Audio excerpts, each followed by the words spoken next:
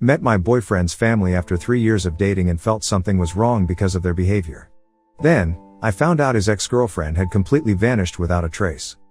I, 29F, finally met my boyfriend's, 34M, family last month after dating for 3 years.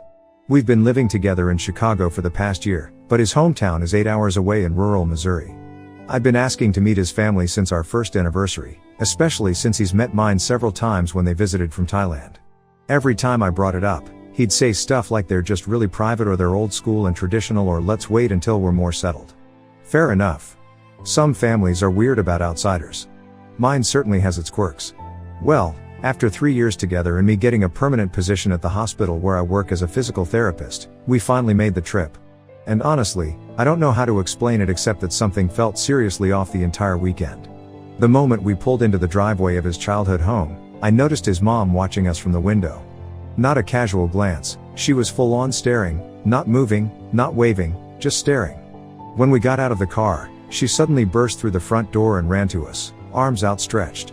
She threw herself at me, not my boyfriend, but me, and squeezed so hard I could barely breathe. "Oh my goodness, you're even more beautiful than the pictures. Jason, you didn't tell me she was this gorgeous. Oh my, look at your skin, your hair. Perfect, just perfect." His mom kept touching me. Not in a perverted way, but constantly putting her hands on my shoulders, grabbing my hands when talking to me, playing with my hair, and hugging me at random moments. She kept saying how perfect I was and how beautiful I looked. The first night, she literally pinched my cheeks like I was a toddler. She insisted on serving me food, piling my plate high even after I said I was full, and kept refilling my wine glass despite me saying I don't handle alcohol well. Nonsense. "You need to relax around family," she'd say, pouring more wine into my glass when I went to the bathroom and came back. I started pretending to sip it and then dumping some in a plant when no one was looking. His dad barely acknowledged my existence. He'd nod when I spoke but never initiated conversation. Just sat there watching sports and occasionally whispering to my boyfriend in the kitchen when they thought I wasn't paying attention. Twice, I walked into the kitchen and they immediately stopped talking. Their house was modestly sized, not tiny, but small enough that whispering in one room could sometimes be heard in another if you were paying attention. At dinner the first night, his mom served everyone else normal portions but gave me enough food for 3 people. When I said I couldn't possibly eat it all, she looked genuinely distressed and said, "But I made all this specially for you. Jason told me what you like." The problem was, most of the dishes weren't things I particularly enjoyed. My boyfriend knows I don't like shellfish, but there was a huge shrimp dish in front of me. I'd told him multiple times I can't handle spicy food, yet his mom kept insisting I try her famous 5-alarm chili because Jason said you love spicy things. The questions from his mom were bizarre. What kind of wife do you plan to be? How committed are you to making relationships work? Do you believe in trying to fix things no matter what? She seemed intensely interested in my previous breakups, asking why I ended things with my ex and whether I fought hard enough to save that relationship. "When you love someone," she said while gripping my wrist at one point, "you never give up on them. Ever. No matter what happens. Families stick together through everything. That's what separates real love from fake love." His younger sister Rebecca kept giving me strange looks throughout dinner. She was maybe 25, lived at home, and barely spoke except to answer direct questions.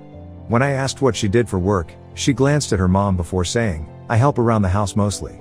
The entire weekend felt like some weird audition. My boyfriend, who's usually talkative and engaging, barely said 3 words.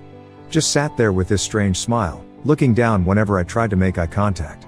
When we went to bed that first night in the guest room, I asked him if everything was okay, and he just said, "They really like you."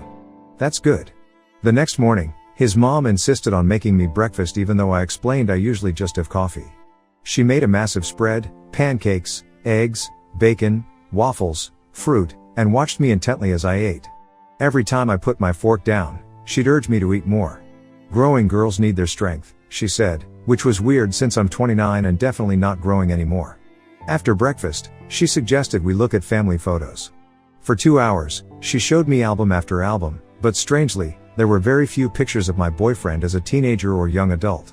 Lots of childhood photos up to about age 12, then almost nothing until recent years.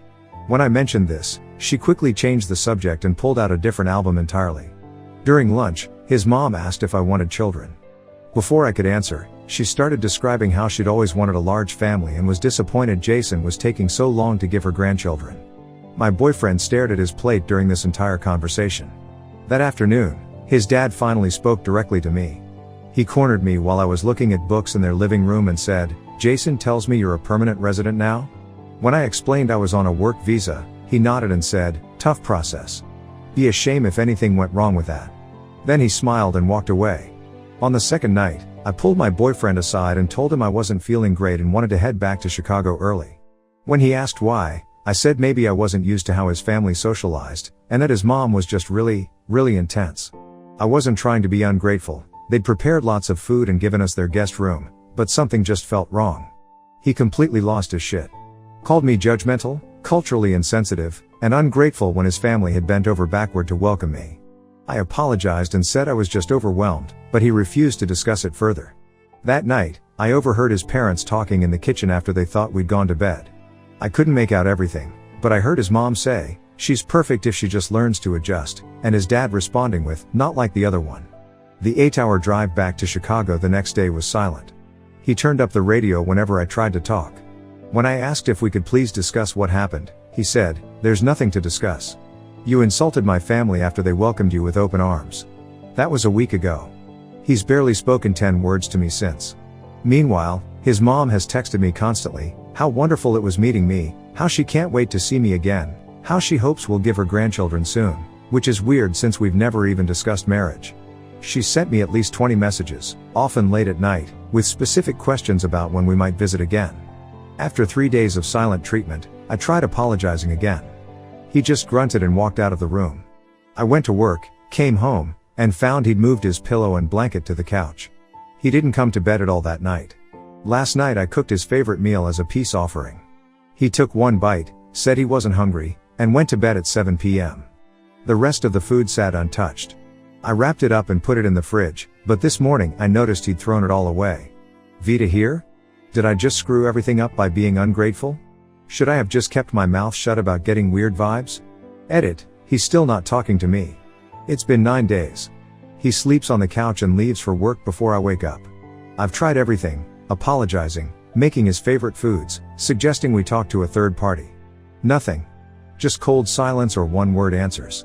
Last night I asked if he wanted to break up, and he just shrugged and went back to watching TV. What the fuck am I supposed to do now? Update 1, holy shit. My previous post blew up overnight and I couldn't keep up with all the comments. Thanks for the advice, even the harsh stuff. After another day of silent treatment, I cornered my boyfriend when he got home from his job and insisted we talk. I blocked the doorway to the living room and said, "We need to sort this out right now. I can't live like this anymore." I apologized again for how I came across about his family and asked if we could please move past this. His reaction was not what I expected. He shoved past me, not violently, but firmly enough that I had to step aside, and threw his work boots across the room. He turned to me with a face I'd never seen before. He exploded, saying my reaction to his family showed exactly why he'd been protecting them from me for so long.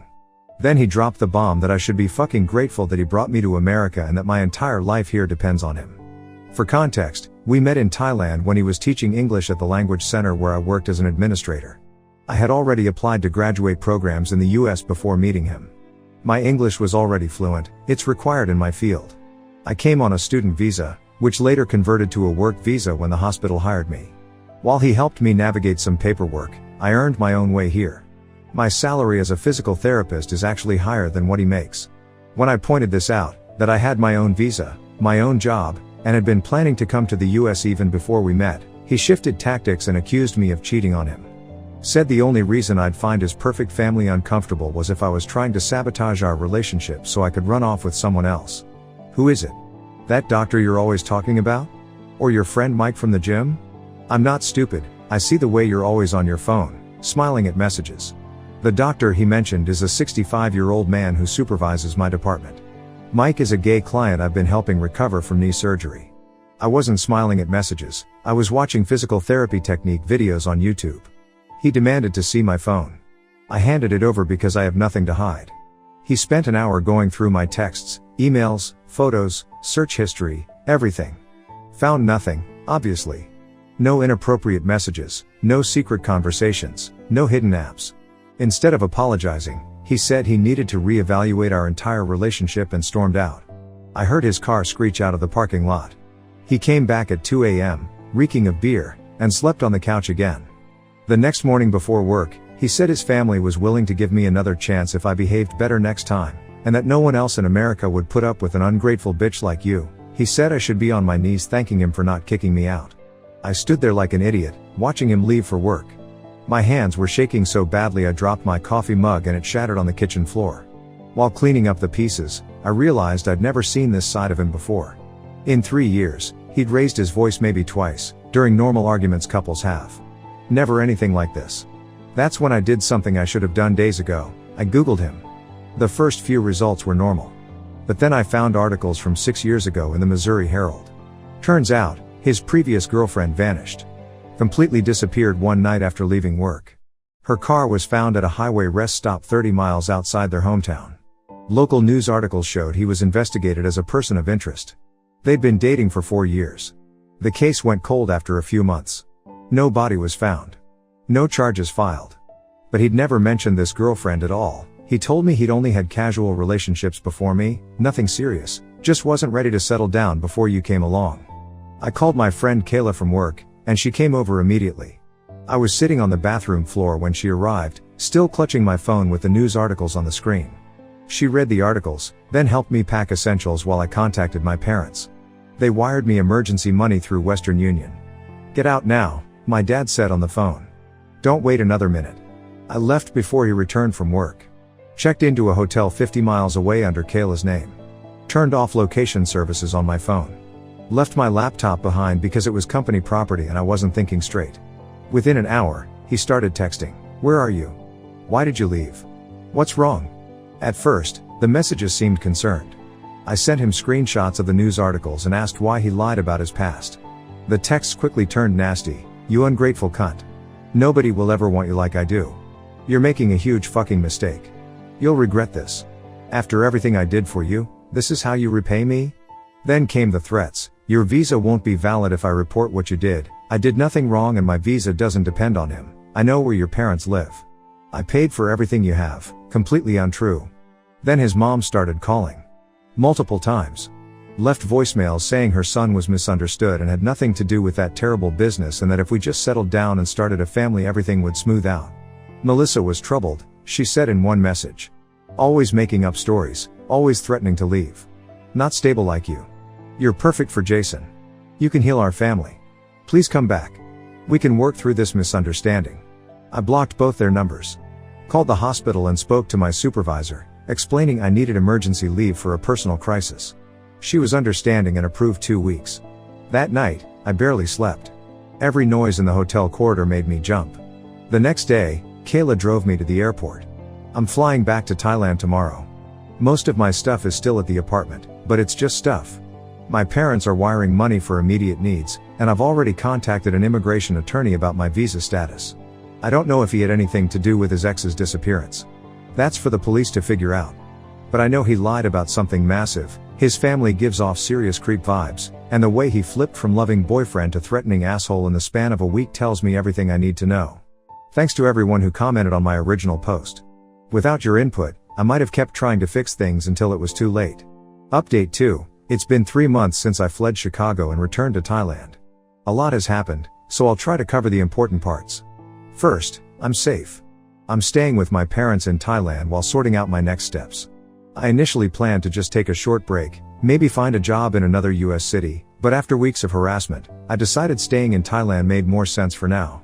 Technically, with my level of qualification as a physical therapist, I could have found another employer in the US willing to sponsor my visa. But I'd need to deal with a new petition, potential gaps in status, and the uncertainty of approval. My immigration attorney said that while it was certainly possible, the process would be stressful even under normal circumstances. He warned that someone this vindictive might try to interfere with any new visa process or employment verification. The last thing I needed was to be dealing with USCIS complications while also looking over my shoulder constantly. The threats my ex made about knowing where to find me in the US really scared me. So I had to officially resign from my position at the hospital. My boss was incredibly understanding about the situation. I explained everything in a long phone call. She provided a reference letter that's already helped me secure interviews at international hospitals in Bangkok.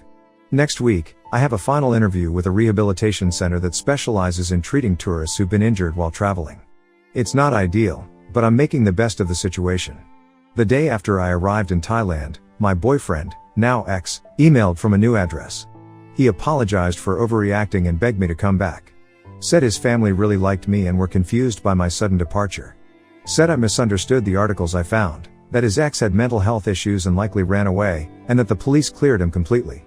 No actual explanation for why he lied about her existence for 3 years. I didn't respond.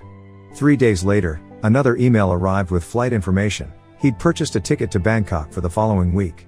Said he was coming to bring me home and sort things out in person. Said he'd already contacted the US Embassy to help straighten out any visa misunderstandings. The email ended with "You don't need to reply. I'll see you soon." I immediately contacted the Thai police and the US Embassy. The embassy staff were surprisingly helpful, taking down all the information and placing notes in their system. They confirmed my visa status was completely independent of him and suggested I file a report with local authorities. I also filed a report with the local police, who promised to watch for him at immigration checkpoints. The officer I spoke with took copies of his threats and the news articles. He never showed up. Either he couldn't get a visa on short notice, or someone talked sense into him. Either way, the ticket went unused. A week after he was supposed to arrive, I received another email just saying this isn't over. His mother continued trying to reach me through different channels, creating new email addresses, reaching out to former coworkers, even contacting my parents through their website. Always with the same message: her son was innocent, I was making a terrible mistake, we belonged together, she'd always wanted a daughter just like me. She even sent an email to my old supervisor saying I'd had a mental breakdown and needed to be brought home for treatment. Thankfully, my boss recognized this as harassment and forwarded everything to me. I blocked every new contact attempt and warned friends and family to do the same. My parents installed security cameras around their house as a precaution. 2 weeks after I left, police officers showed up at my parents' house. Apparently, my ex had filed a missing persons report claiming I'd disappeared under suspicious circumstances and might be in danger. The report suggested I might be suffering from delusions and had fabricated stories about his past before vanishing. The officers were confused when I opened the door myself and explained the situation. I showed them our text exchanges and the news articles about his previous girlfriend. They took notes and left, assuring me they'd update the international database to show I was safe and had left the US voluntarily. Meanwhile, I've been picking up the pieces of my life. My parents helped me retrieve most of my documents and financial information, though some personal items remain in Chicago. A friend helped me deal with a joint bank account, thankfully containing only a small emergency fund, and my cell phone contract. I found out my ex tried to access my medical records at the hospital where I worked. The compliance officer contacted me after flagging his attempt as unauthorized. He'd shown up claiming to be my husband and saying he needed my records for an insurance claim. My former apartment manager emailed to say he'd finally moved my things out of the apartment. Apparently, he'd kept paying rent for 2 months after I left, telling neighbors I was visiting family and would be back soon. When he finally moved out, he left behind most of my clothes and books but took all my photos and personal mementos. Some people have asked why I didn't go to the police immediately after finding those articles. Honestly, I was scared and confused. Nothing overtly threatening had happened yet. He hadn't hit me or explicitly threatened me. I just felt unsafe in a way I couldn't fully articulate. My instincts were screaming to get out first, sort through the details later. Now I understand that was my subconscious processing danger signals my conscious mind hadn't fully registered. I don't know if my ex had anything to do with his previous girlfriend's disappearance. I hope the authorities figure that out. What I do know is that I escaped a situation that was rapidly deteriorating, where multiple red flags were waving, and where both he and his family showed deeply troubling behavior. To those who commented on my original post saying I was overreacting to a family that was just being nice, fuck you. Sometimes your gut knows something's wrong before your brain can articulate why. I'm alive because I listened to that feeling. To those who encouraged me to take the signs seriously and get out, thank you. Your words might have saved my life.